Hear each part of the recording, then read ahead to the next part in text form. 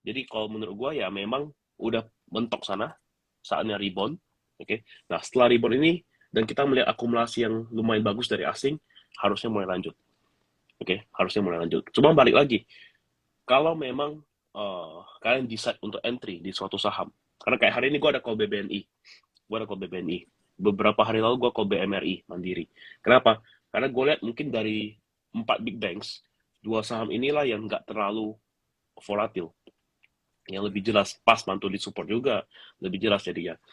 Nah, jadi kalau gue rasa kalau misalkan foreign inflow hari ini adalah prank, misalnya gitu, dan ternyata besok pada buangin, lanjut lagi sampai minggu depan, misalnya begitu, ya udah jangan lupa untuk cut loss, itu aja. Karena gue orang teknikal, gue melihat bahwa ini pasti support, ini pas pantul, inflow juga bagus, ya udah berani aja. Justru menurut gue sekarang kayak masa-masa sekarang adalah momentum. Kapan lagi kita nggak yakin bisa dapat BNI di 8.000, itu udah mungkin udah masa-masa Iya, tahun lalu gitu. iya benar-benar udah sulit lah. Mm-mm. Oke, nah tadi kan kita ngomongin ada big banks, terus kita ngomongin saham-saham dengan market cap kecil yang mungkin nggak didengar banyak orang, maksudnya banyak orang nggak begitu tahu lah. Nah, kira-kira dari Bro Alfredo sendiri nih, sektor yang lagi dilirik itu apa? Misalnya entah sektor finance kah, sektor yang energi, seperti itu. Oke, kalau dari JUC bagian gue ya kan mungkin masing-masing komunitas ada pandangan masing-masing ya. Kalau dari tempat gue sektor yang kita lirik utama sekarang ada di consumer. Ya, consumer tuh gue sebut beberapa saham rokok sama saham kayak ICBP, Unilever, terus juga energi. Nah, menurut gue call masih bullish, gue masih lumayan pede call masih bullish. Terutama saham yang gue ada post kemarin berapa hari lalu di Instagram di Reels, silakan kalian cek sendiri. Menurut gue itu masih lumayan bullish sama yang di bagian BUMN gas. Ya, BUMN gas, sektor energi. Ya, silakan tarik sendiri apa. Harusnya gampang. Ya, menurut gue itu masih lumayan menarik karena kalau kita Oke, perhatiin juga secara iya akumulasi menarik. asing juga masih masih berjalan kan akumulasi asingnya. Iya, Lancar udah banget. diakum dari bulan lalu nih. Iya. Jadi menurut gue sih ya itu sektor yang menarik. Terus selain energi dan juga consumer, gue juga melirik sektor teknologi ini harusnya mulai rebound. Sektor teknologi. Sektor Maka teknologi. dari itu gue ada call buka hari ini. Sektor buka sama satu saham favorit Dennis. Lu tahu kan nama? Tahu, tahu. Oke, Iya, yang depan. berarti gue simpulin tiga tadi ya. Berarti yang pertama itu energi, consumer goods, sama tech ya. Tech udah mulai rebound dari Banking harga mulai tadi. juga. Apalagi tadi? Sama finance. Sama big Oh, banks. finance. Banking yang Oke. konvensional banking ya. Kalau yang digital banks, kita lihat Arto-nya bisa rebound atau enggak. Itu aja. Berarti 4 sektor ya teman-teman ya. Sudah dianalisa sendiri nih nanti nih, bisa dilanjut. Oke. Eh, kan kita tadi udah bahas tentang Selling May. Berarti Selling May itu sebenarnya mitos, tapi karena banyak orang yang percaya, jadi itu kita juga udah bahas sektor yang lagi mungkin oke sekarang ya. Nah, oke, ke pertanyaan selanjutnya. Pertanyaan maksudnya nih. Ini pernyataan berarti ya. Saran dari Bro Alfredo nih untuk penonton-penonton di sini, untuk viewer. Satu, jangan panik. Jangan panikin Hmm. diri kalian sendiri. You don't trade what you hear. You trade what you see. Kalau catnya masih bagus, hold. Seger. Saham seger. Kalian perhatiin itu berbanding balik sama IHSG. IHSG lagi sideways, dia turun dalam. IHSG koreksi dalam, dia terbang. Ini salah satu saham kesukaan gue nih di JOC. Udah 50% harusnya yang dapat di bawah. Jadi, you don't trade what you see. You don't trade what you hear. Jadi, lu jangan dengerin, kalian jangan dengerin orang ngomong apa, sell in May, jual, jual, jual, jual. Jangan didengerin. Terkadang orang makin bilang jual, itu sebenarnya tanda beli. Kenapa? Ya bisa jadi kan, kita nggak tahu nih influencer mana Iya. yang begitu. Ya, kita nggak tahu influencer mana yang ngomong gitu. Ada bisa jadi mereka lagi ngomong, padahal mereka lagi akum. Mereka ngomong Hmm. ini saham jelek, jangan beli ini, jangan beli ini, jangan beli ini. Lagi akum. Pas sudah terbang, tiba-tiba muncul happy cuan. Banyak yang begitu. Iya, Ya, benar-benar. nggak pernah di call, Oke. nggak pernah apa, pas lagi udah terbang, udah plus 20%, happy cuan. Komennya dari berita, ada berita bagus terbang. Ya kan kita nggak bisa sesimpel itu melihat market. Jadi ya jangan panik. kalau bisa tingkatin ilmu kalian, oke? Karena nih, gue sama Rian nih beda nih. Rian kan percaya sama fundamental ya, gue percaya sama teknikal. Gue juga percaya fundamental, tapi nggak sepenuhnya kayak Rian. Uh, even gue percaya gini, market Indonesia, even fundamental sebagus apapun, kalau nggak ada flow, kalau teknikalnya nggak bagus, itu juga nggak bakal gerak. Yes. Okay. Tapi ada tapinya nih. Kemarin gue ada call satu saham di sekitar bulan Maret ya, MBAP. Lu kalau lihat teknikalnya oke. Kenapa? Karena sahamnya lotnya tipis. Mau dibikin teknikal bagus, kita sendiri pun bisa bikin teknikalnya bagus. Nah, cuma yang gue percaya dari MBAP adalah dari sisi sektor dan juga dari sisi fundamental. Ya. Jadi balik lagi, kalian masuk ke suatu saham dengan tujuan apa? Kalau kayak mungkin Rian dan Dennis suka banget sama BBNI nih. Di akum terus nih. Mau turun akum, bodoh amat, ya kan? Nah, tapi memang mereka percaya sama fundamental BBNI, mereka percaya fair value BBNI mungkin ada di 10.000 misalnya, ya udah mereka hold terus. Itu bedanya. Cuma kalau gue pribadi, karena gue di JOC ya, karena gue di JOC, fokus kita adalah trading. Fokusnya adalah trading. Kalau memang harusnya turun, kita harus cut loss, oke kita cut loss, nggak masalah. Cuma ketika memang dia rebound lagi, jangan lupa untuk buyback. Simpel aja. Yes, jadi jangan panik. Daripada kalian lihat bahwa orang ngomong ini turun, orang ngomong ini suruh jual, jangan percaya terlalu banyak. Coba dianalisa terlebih dahulu. Kayak sekarang tadi hari ini gue udah bilang sektor consumer menarik. Gue udah bilang BUMN yang berbau gas menarik. Coba dicek. Teknikalnya bagus nggak? Kalau teknikal memang bagus, flow-nya memang bagus, oke silahkan, nggak masalah. Dan disclaimer on juga, kayak misalnya yang BUMN gas, ini bukan average kita. Average gue mungkin di sekitar 1,3, 1,4. Jadi udah beda, jangan disamakan. Gue nggak berarti gue info ke sini bahwa misalnya ini menarik nih, teknikalnya bagus. Bukan berarti kalian harus HK. Bisa jadi oke, nggak sesuai selera, sesuai risk and reward-nya nggak cocok, oke nggak masalah gitu. Jadi baik lagi, belajar secara analisa sendiri.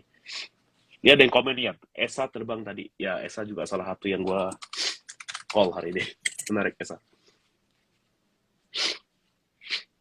Banyak yang terbang. Oke, berarti tadi tips dari Buffalo jangan panik ya, sama do your own research. Yes. No matter how, lu mau di crypto, mau di saham, oke mungkin crypto your own research-nya agak susah ya mungkin ya, karena bahasa-bahasanya agak advance. Terus juga orang-orang yang mungkin nggak di dunia finansial mungkin agak bingung dengan kata-kata yang ada di saham. But still, cari cara gimana caranya. Mungkin kalian konsultasi sama orang yang kalian percaya atau orang yang lebih expert, silakan, nggak masalah. Cuma jangan mentah-mentah orang ngomong, naik, pasti naik. Nggak mungkin. Kalau jujur aja, orang di market nggak ada yang baik, gitu aja. Oke, sekarang kita ke sesi tanya jawab ya. Mungkin ini teman-teman di sini nih ada yang dengerin dari awal terus mau nanya, emangnya benar Salim May itu palsu? Terus saham apa sih yang lagi ini benar satu? Oke, nah, ini teman-teman langsung chat aja ya, langsung di bagian question, ask a question. Oke, ini ada pertanyaan nih tentu nih masuk dari Miao 7878. Apakah crash IHSG sudah berlalu kok? Gimana nih? Entah. Apakah crash IHSG sudah berlalu? Karena baik lagi, kayak gue ngomong tadi, gue percaya sama teknikal. Sedangkan daerah 6.480 sampai 6.550 itu adalah daerah reboundnya IHSG. Nah, dengan situasi bener banget, pas tuh dari tanggal 13 muncul ekor di bawah, yang berarti dia sempat turun terus direboundkan lagi naik. Itu berarti ya mungkin kemungkinan besar IHSG kita bakal rebound. Cuma poin utama IHSG ada di level 6870. Kalau 6870 di break, ya ada kemungkinan IHSG bisa rally balik lagi. IHSG kalian jangan ngarepin dalam 3 hari. Ini kan 1, 2, 3, 4 hari koreksi sekitar, kalau kita lihat, oke 4 hari koreksi 9% ya. Nah, kalian jangan expect 4 hari bisa balik 9%. Nggak mungkin.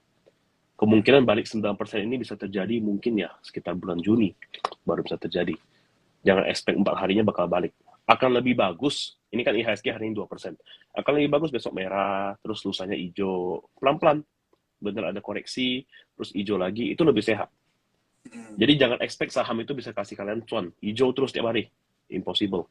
Kalau gitu masuk ke EDPU aja lebih aman gitu. Oke, udah menjawab ya tadi untuk yang 7878. Berarti ISG tergantung di situasinya. Oke, Mm-mm. oke. Terus ini ada yang mau nanya lagi. Nickel still good.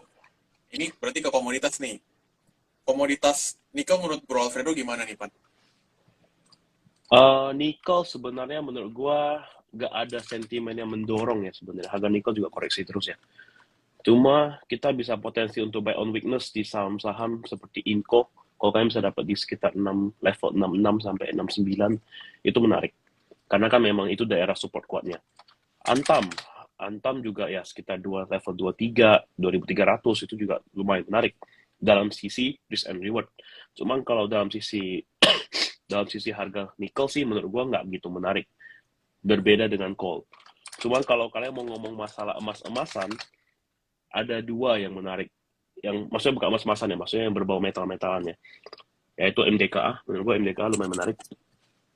Sama Harum. Karena kan Harum kan batu bara yang bercampur dengan nikel kan.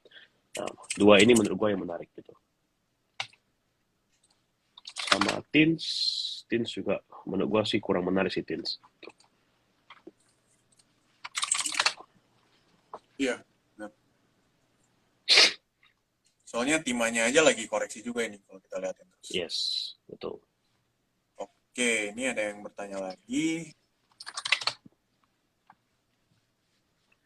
Oke, mungkin teman-teman ini pertanyaannya yang general ya, jangan tanya saham apa yang bakal naik besok kayak gitu. Ini Iya, saya pilih pertanyaan yang bagus-bagus ya. Oke, ini malah diguyur lagi nanti. sektor tech gimana kok? Goto, DMMX mulai rebound. Mulai Sektor tech. rebound harusnya. Mulai rebound. Sektor tech itu bakal kenceng ketika MTech-nya mulai buka.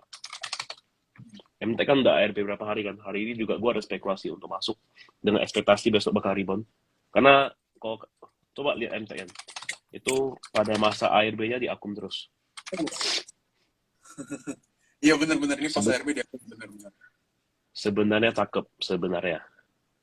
Cuma ini kayak ada perang, ada foreign yang mau buang dari kemarin. Yang gue perhatiin, foreignnya buangin terus. Nah, tapi take utama kan sekarang di Goto. Ya, take utama kan di Goto. Jadi kalau kita lihat candle, kita lihat chart secara sektor teknologi, itu pasti bakal kenceng. Kenapa? Karena Gotonya utama. Buka juga mulai rebound. Nah, tapi yang bakal lumayan membantu adalah ntar MTech. DMMX kan juga rebound. Jadi konklusi gue untuk sektor tech adalah harusnya mulai ada rebound untuk sektor tech. Salah satu yang sektor yang bakal membantu IHSG untuk rebound. Oke, berarti ya ini lagi bagus di Intek nih, terus lagi ARB dia. Maybank pegang banyak nih. MTech gimana? Apa Yes. tunggu sih? Itu udah dijawab tadi ya, Bro. Oke, mungkin satu pertanyaan lagi ya teman-teman ya. Oke, mungkin ini ada yang di sini di chat. Nah, ini Sorry, gue menarik lagi agak flu pertanyaannya. nih. Iya, nggak apa-apa. Get well soon, bro. Nah, oke. Ini pertanyaan terakhir ya untuk live hari ini ya. Nah, ini ada Oke. dari username Aziz. Bang, saya mau tanya cara analisa saham atau emiten yang sudah jenuh naik. Maksudnya sudah jenuh naik itu maksudnya udah Udah nggak kenceng. naik-naik. Iya. Oh, udah jenuh naik ya? Hmm. Oke. Sisi teknikal ya gue jawab ya. Sisi teknikal. Oke. Yes. Ada dua. Sorry, ada tiga deh. Ada tiga. Yang pertama, kalian perhatiin energi. Energi itu sejak rally dari, ya kan kenceng kan tanggal 9 Mei kan. Pada saat IHSG koreksi, IHSG koreksi dia kenceng. Nah, tapi setelah berapa hari setelah itu, dia coba naik. Coba break resistance di 250, nggak berhasil. Coba break, nggak berhasil. Itu tanda jenuh. Itu tanda jenuh. Tanda bahwa kalau misalnya, oke, ini resistennya belum bisa di break. Apa yang bakal gue lakukan adalah gue bakal TP terlebih dahulu. Nanti kalau misalnya beneran break, ya udah baru entry lagi. Itu lebih wise sebenarnya gitu. Karena kita nggak tahu kalau misalnya tiba-tiba energinya mau dibanting sampai ke 200 lagi, ya we never know, bisa terjadi. Bisa banget untuk ukuran untuk energi. Nah, tapi balik lagi, perhatiin, makanya belajar dari teknikal, belajar candle pattern. Kalau misalnya kayak energi sekarang ekornya kok banyak banget ya. Oke, itu berarti jenuh jualan dulu. Itu pertama. Nah, ini bakal menyangkut pada kedua, yaitu resisten. Oke, resisten terjadi ketika angka tersebut banyak disentuh. Sering banget disentuh. Nah, kalau sering disentuh, itu berarti bisa kita tandakan bahwa ini adalah resisten yang kuat. Nah, ketika resisten kuat nggak bisa di break, itu berarti ya mungkin saatnya jualan terlebih dahulu. Oke, nanti ketika resistennya di break, close di atas resisten, baru kita buy back. Untuk sebagai trader sih harusnya begitu. Oke. Nah, yang ketiga, perhatiin dari sisi akumulasi. Perhatiin dari sisi akumulasi dan distribusi. Apakah pada masa titik jenuh utamanya itu ada yang buang barang? Ketika ada yang buang setiap kali besoknya naik, ada yang buang, naik, ada yang buang, kita bisa lihat, oh berarti ini ada yang mau buang barang nih. Apakah itu sebuah broker yang mungkin naikin pada saat rally? Kalau iya, oke, berarti kemungkinan antara pindah bandar atau mungkin udah selesai masa naiknya. Kita nggak pernah tahu. Gitu. Jadi 3 hal itu yang bisa kalian jadiin patokan untuk menentukan apakah suatu saham udah jenuh. Nah, yang keempat deh, gue kasih bonus. Kalau kalian udah bosen pegangnya, ya udah jual aja. Itu aja, simple. Gue bukan nggak ngajarin kalian untuk diamond hand, enggak. Tapi kalau misalkan memang udah bosen, udah jenuh, simple, kalian jual. Tapi harus siap. Karena biasa setelah kalian jenuh, terus kalian jual, biasa sahamnya terbang. Biasanya gitu. Pasti nyesel. Jadi itu Iya. pembelajarannya. Iya, betul. Rata-rata sih gitu pasti.